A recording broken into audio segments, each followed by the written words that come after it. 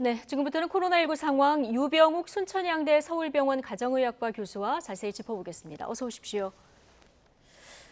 예, 미국 FDA가 화이자사 알약에 이어서 오늘 머크사의 알약도 긴급 사용 승인을 했고요. 우리 식약처도 지금 검토 중에 있는 이런 상황인데 오늘 김부겸 총리 얘기를 들어보면 먼저 국내에 도입될 알약은 화이자사 알약이 될 것 같습니다. 그렇습니다. 팍실로비드가 될 가능성이 높을 것 같은데요. 팍실로비드 같은 경우는 머크사의 몰누피라비르와 아주 비등한 그런 효과를 보이는데 최근에 나온 그런 데이터값만 보면은 입원율이나 중증으로 진행되는 데 있어서 훨씬 더 효과적인 것으로 나타나 있고요. 예. 지속적으로 지금 무슨 7만 명 또는 30만 명 이렇게 얘기가 있는데 우선적으로 들어오게 된다고 하면 현재 의료기에 부담이 되는 자택 치료 중에 중증으로 진행되는 가능성을 막고 고령층에서의 치명률을 낮추는 데 크게 도움이 될 것으로 판단이 됩니다. 예, 말씀하신 것처럼 재택 치료에 좀 도움이 될 거라고 하셨는데 이 처방 대상들도 조금씩 다른 거죠? 우선은 이 팍시로비드가 만약 들어오게 된다고 하면은 일단 기준점은 명확합니다. 60세 이상으로 일단 진행될 거고요. 예. 그리고 60세 이상의 고위험군인데 현재 경증이어서 바로 입원하지 않으시는 분들 이런 분들을 이제 간단하게 그 원격으로 진료를 통해서 집으로 약을 갖다 드리고 집에서 약을 드실 수 있도록 진행할 것입니다. 예. 아, 그렇군요. 60세 이상 고위험군에 먼저 이렇게 돌아가게 될 거라는 거는 물량 때문에 그런 거죠? 그렇습니다. 이것은 항상 당시에 어떤 선택을 하냐에 따라서 할 텐데요. 어떤 정부적 선택이 아닌 의학적 선택으로 한다고 하면은 우선 중증의 고위험군들 같은 경우는 바로 입원을 하셔야겠죠.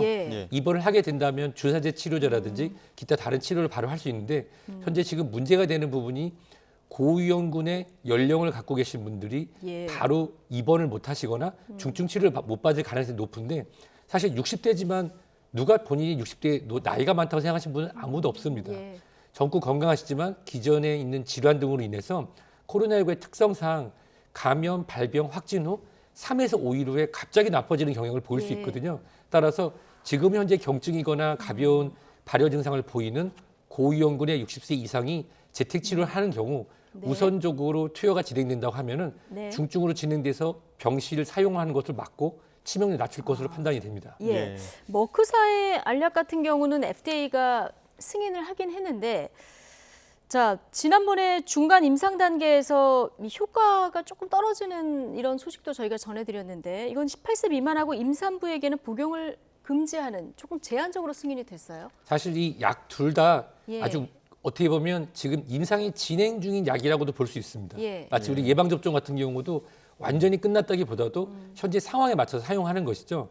머크사에서 나와서 지금 승인을 받은 같은 경우는 중간 발표, 즉 머크사에서 이러한 효과가 있을 것이다 할 때는 50% 선이었는데 최종 승인 받을 때는 이제 30% 선으로 떨어진 것으로 나왔습니다.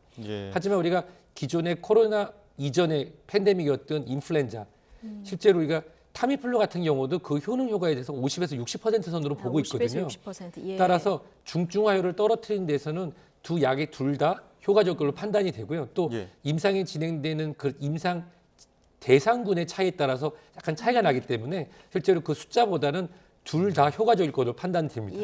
진부 오미크론 변수 때문에 코로나 상황에서 우려가 많았었는데 이 먹는 치료제가 오미크론에도 효과가 상당하다고 하더라고요.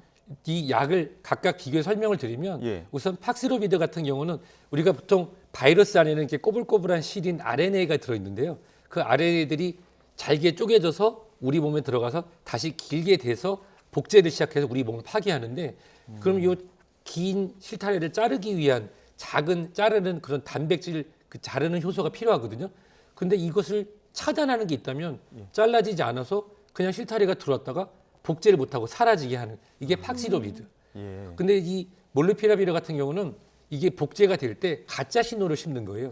마치 톱니바퀴가 돌아가서 지속적으로 똑같은 RNA가 DNA가 복제되는 그런 과정이 있어야 되는데 잘못된 신호가 되면 엉터리가 복제가 되니까 나중에는 코로나19 바이러스가 아닌 그냥 이도 저도 아닌 바이러스에도 사멸되겠죠. 근데 문제는 이 둘 다 효과적인데 왜냐하면 우리가 오미크론이나 델타 같은 경우는 이렇게 캡슐 안에 마치 왕관처럼 뾰족뾰족뾰족 튀어나와 있는 이 단백질 열쇠라고 역할을 하고 뭐 손잡 악수를 한다 이런 표현을 여기가 아니라 그 안에 들어있는 이 유전자 정보를 직접 공격하는 거니까 변이가 계속 발생하더라도 이 코로나19의 특성, 즉 RNA가 복제가 돼서 우리 몸의 세포를 공격하는 걸 차단하기 때문에 효과적이에요. 단 아까 말씀해 주셨는데 임신 가능성이 있는 분들, 특정 연령인 경우에는 두 약 다 피임 기간 그리고 실제로 가임기 있는 남성 여성인 경우에는 피임을 할 것을 권유하고 있습니다. 화이자사의 팍스로비도 역시 마찬가지입니다. 좀 조심을 해야 된다 말씀해 주셨고요. 자, 이런 상황에서 오늘 우리 방역 당국이 오미크론 변이 바이러스를 확진 후에 서너 시간 안에 판별해낼 수 있는 검사법을 개발했다. 이거 세계 최초라고 하는데요. 자, 이렇게 되면은 오미크론 차단에 얼마나 효과가 있을까요? 다 아시겠지만 전 세계에서 코로나19의 그 유전자 지도를 확인해서 PCR을 가장 먼저 개발한 나라도 우리나라입니다. 근데 실제로 PCR이라고 하는 것은 거기 있는 뭐 E진, RPRD진 이런 코로나의 특성을 잡아내서 코로나가 있다 없다를 하는 거고 그 다음에 이제 뾰족뾰족 튀어나와 있는 변형된 단백질이 주는 그 신호를 누가 더 빨리 잡아내느냐가 중요하거든요. 기존에는 그것을 잡아내는데 보통 우리가 매핑, 지도 만들기 위해서 마치는데 3일에서 5일 정도 걸렸는데 최근에는 거기서 나오는 특수 효소를 갖다 확인해야 된다고 하면은 3시간이면 확인할 수 있습니다. 이렇게 일찍 확인할 수 있다는 거는 기존의 코로나19 환자로 우리가 분류됐던 분들을 오미크론 변이 환자로 우리가 판명을 해서 빠르게 격리하면 제 생각에는 어차피 시간이 지나면 대한민국도 전부 다 오미크론 변이주가 우세종이 되겠지만 그 속도를 늦춰서 실질적으로 중증 환자를 낮출 수 있는 효과는 상당히 클 것으로 판단됩니다. 지금 여기저기서 그나마 긍정적인 신호들이 좀 나오고 있는데 지금 코로나 상황은 지금 당국도 확산세가 좀 둔화됐다고 발표를 하긴 했습니다. 감소세로 돌아서기에는 조금 시일이 걸린다고 봐야겠죠? 사실 이제 오늘 지금 막 날씨가 추워져서 내일 모레 또 추울 거고 또 지난주 주말을 생각하면 굉장히 추웠기 때문에 검사 수가 많이 줄었고 사실 사회적 거리두기에 더해서 날씨의 영향으로 많이 이동이 줄었거든요. 근데 실제로 현재 보면은 9시 이전에 닫는 것도 있지만 이동량이 그렇게 많이 줄었다고 판단되지는 않고 있습니다. 따라서 지금 일시적인 착시 현상일 수도 있어요. 7,000명대 내외로 있는 것이 12월 첫째 주에 시작되었던 사회적 거리두기 우리가 단계적 완화 중에 일부 조정했던 거에 효과가 지금 나타나는 것을 볼 수도 있거든요.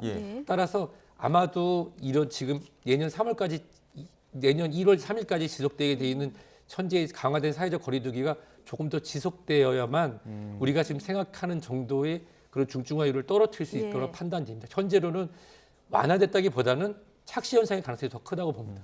그렇군요. 이 거리두기 연장은 거의 뭐 확실하다 이렇게 좀 저희 생각하고 있어야 되겠군요. 그 소상공인 분들하고 자영업 그리고 이런 코로나19로 인해서 기존에 준비하셨던 모든 것들이 잘 못 되시는 분들이 한테 너무 죄송한 말씀입니다. 하지만 국민의 생명을 책임지고 있는 정부와 의료진의 입장을 보면은 한 분 한 분 생명이 중요하거든요.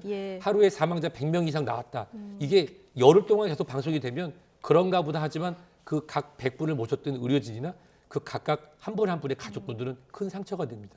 하지만 이런 것들이 사회적 동의로 인해서 사회적 거리두기가 물론 여기에는 국가적 차원의 보상 방안이 물론 선제가 되겠죠. 그렇겠죠. 지속됐을 때 소중한 생명을 살리고 살릴 수 있는 사람을 살릴 수 있는 시간을 벌 수가 있습니다. 위중증 환자 규모는 오늘도 또 역대 최다로 발생을 했습니다. 지금 중환자 병실 배정 기준에 대한 얘기가 계속 나오고 있는데 중환자실 20일 재원 기간 이거 뭐 당국이 일괄 강제 적용하는 건 아니다 이렇게 얘기를 하고 있습니다만은 계속 논란은 좀 되는 것 같은데 현장에서 느끼시기엔 어떻습니까? 우선 위중증 환자 숫자가 늘었다는 것에 대해서 놀라시는 분도 있지만 저는 다행이라고 생각합니다. 왜요? 이상하죠. 왜냐하면 기존에 위중증 환자를 모실 수 있는 공간이 작았어요. 작았고 그렇기 때문에 위중증 환자가 숫자가 이만했는데 위중증 환자분을 모실 수 있는 공간이 늘어나면서 치료해서 살릴 수 있는 분들을 치료할 수 있는 공간으로 들어왔기 때문에 위중증 환자 숫자가 늘어난 것으로 판단될 수 있습니다. 거기에 동시에 실제로 예방접종을 한 번도 하지 않았거나 하시고 기간이 지났던 분들이 감염이 되면서 중증으로 진행되는 분들을 빠르게 모시고 와서 치료에 들어갔기 때문에 두 가지로 해석이 가능한 거죠. 근데 문제는 뭐냐면 실제로 중환자실이라든지 응급실에 들어갈 때 분류 기준이 있습니다. 아무런 예를 들어서 제가 감기에 복통이 있는데 중환자실에 가서 최고의 의료진과 최고의 의사를 하고 싶다고 해서 될 수 있는 게 아니거든요. 즉 일정한 기준이 있는데 그 기준들이 코로나19라고 하는 감염의 특수 상황으로 조금 기준에 좀 다르게 들어갑니다. 여기서 가장 문제가 되는 게 뭐냐면 중환자실에서 격리 해제 명령 미십일 넘게 입원했을 때 어떻게 해야 되냐 이런 부분이 가장 중요하거든요. 이런 부분은 뭐 비용을 개인에게 물린다. 일정한 시간이 지나면은 퇴원을 강제해야 된다. 이런 부분들은 가능하다고 하면 어떤 기준점, 강제하지 않은 기준점을 주고 의료진과 환자분에게 기회를 줘서 필요하다면 소명해서 좀 더 오래 시간 동안 치료해서 퇴원 후에도 회복을 빠르게 할 수 있도록 하는 게 좋을 거로 판단됩니다. 예. 이 부분은 어떻습니까? 지금 그 기본 접종을 마치고 돌파 감염 됐다가 다시 회복한 사람들 경우, 그러니까 자연 면역을 획득한 이분들은 3차 접종이 필요한 겁니까? 그럼 제가 그냥 쉽게 설명을 드리면 많은 의료진들이 3월 초에 1차, 5월 중에 2차 예방접종을 하고 그리고 나서 코로나에 감염된 의료진들이 생각보다 많습니다. 네. 예. 그 의료진이 감염됐으면 3차 예방접종을 했느냐? 대부분 다 격리 해제 또는 치료 해제 후에 3차 예방접종을 했습니다. 여러 가지 이론적 근거가 있는데 감염 후 자연 면역이 발생한 상황에서 추가 예방접종을 했을 때 굉장히 오랫동안 중앙체가 지속된다는 연구는 많이 나와 있거든요. 네. 우리 의료진들은 환자분들을 모셔야 되는 입장에서 저희가 먼저 건강해야 되고 또 저희가 환자분에게 바이러스를 넘기는 숙주가 돼서는 안 되겠죠. 예. 따라서 많은 의료진, 의사 또는 간호사 선생님들 그 외에도 병의원에서 근무하시는 많은 관계자분들이 기사선을 해서 2번 기존에 접종을 하신 지 6개월이 지나서 감염되신 분들이 있거든요. 적지 않은 네. 숫자가.